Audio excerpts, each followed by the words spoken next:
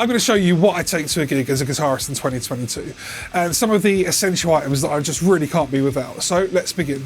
But just a quick side note, while some of the more venue dependent aspects of my rig will change, the general kind of core and attitude towards what I do need remains the same. To demonstrate what gear I'll usually bring, let's assume we have a capable sound person, a decent venue, and one that doesn't rely on backline to make up for the lack of PA.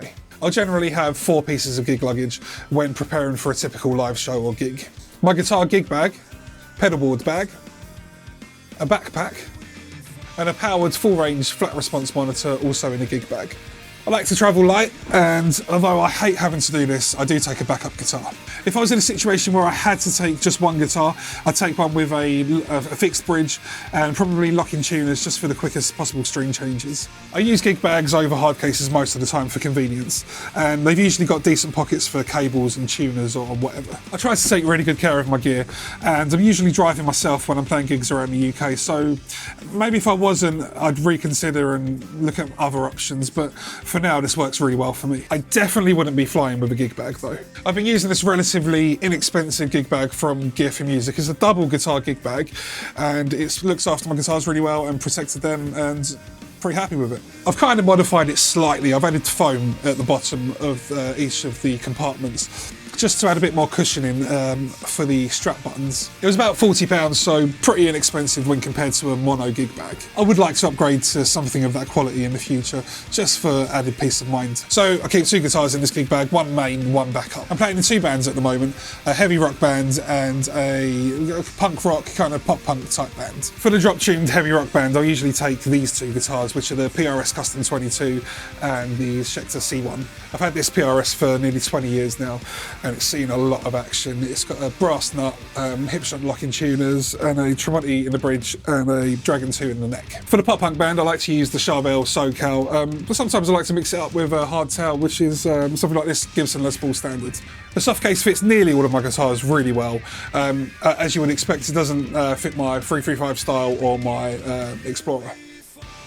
I haven't been able to find a double gig bag that works with an Explorer, so if you know of any, please let me know down below in the comments. So in the pockets of the gig bag, I like to keep paper or set lists. For some reason, I'm trusted with the set lists for my bands, and I'm not quite sure why. And also my strap with a Line 6 G30 transmitter in a pouch. I was playing a gig in Liverpool a few years ago, and the strap just went at the sound check. Luckily, we managed to find a guitar shop that was just closing. I think even the security shutters were pulled down, and ever since that point, always taken a spare strap. Floyd Rose tools and trem arms in case I'm using a guitar that needs them. Usually some vocal zones, but I seem to have run out. I've used them for years, and I'm always running out, and they've worked wonders in the past. If you don't know about them, read up on them, they're so good. And even though I do take a spare guitar, strings and a winder, just in case. I've used Only Balls forever, and they are by far my favourite strings. I like to use beefy or not even slinkies when I'm playing in drop B, heavy skinny top, heavy bottoms, or hybrids when I'm using standard or drop D. I do have a video on my channel explaining my choices for drop B tuning, in case you want to check that out. My pedal train Metro 16 is the heart of everything right now. It just fits everything that I need. I've travelled with huge pedal boards with flight cases for so long, and this is just so much easier. I'm using a version with a soft case just to keep things light, and I just make sure I load it last in the car so that nothing too heavy is resting on it. As you can see, everything just fits, so it kind of forces me only to take what I really need. Starts off with the G30 wireless receiver from Line 6. I think it's the only thing on this pedal board that hasn't been upgraded in the last year.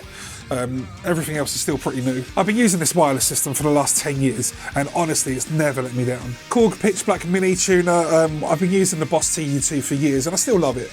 I just added this because of the size, and I'm enjoying it so far. And then the HELIX Stomp, which is definitely my most important piece of gear next to the guitars. It's 20 years this year since I started using Line 6 products, and I've always tried to have some kind of version of their flagship product. I was a bit late to the party with the HELIX stuff, just because I was getting such good results still with some of their older models. I use it in snapshot mode, which gives me 3 sounds per song and gives me the ability to switch spillover, delay and reverb, which is important for me. Got this up and down switch, which switches between banks of snapshots. I usually have 3 banks of 3 snapshots to get me through most gigs. And a small phantom power DI box made here in the UK by a company called Orchid Electronics. It's called the Micro DI, and it was the smallest DI box I could find. It's made really well, it's got a steel case and doesn't degrade the sound in any way. The HX Stomp doesn't provide you with an XLR output, and that's the only downside for me. It does have balanced outputs, so you could use TRS to XLR converter cables,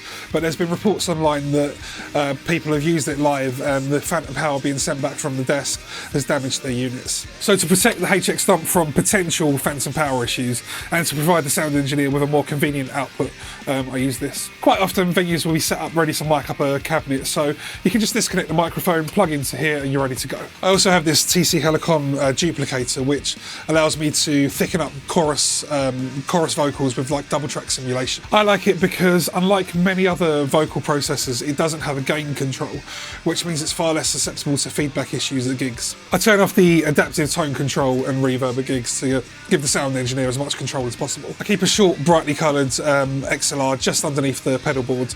It runs from my SM58 vocal mic to the duplicator. My guitar signal is then sent to this Headrush FRFR powered monitor.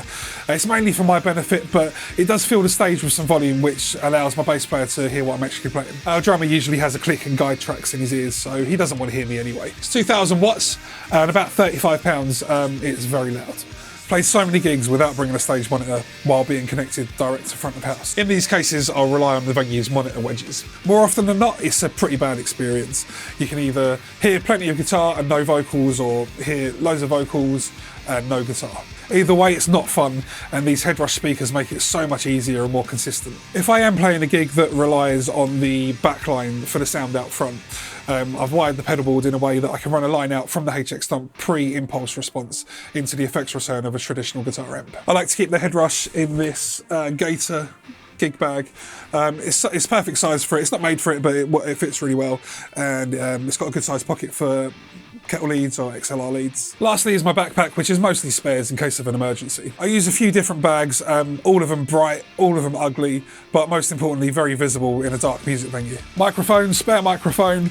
If you didn't take your own microphone to gigs pre-2020, you probably do now. Plectrums, I use these purple Dunlop Tortex 1.14mm. I've intentionally never experimented with expensive picks because that seems like a rabbit hole I just really don't want to go down. Spare guitar cables, just in case my wireless ever goes down. It hasn't so far, but just in case. Backup power supply. Earplugs, which I should use way more than I do. Spare batteries, screwdrivers. Spare in-ear monitors, just in case our drummer loses his like he has before. We use Shure SE215s, which I think are entry level, but they work really well for us. Sharpie.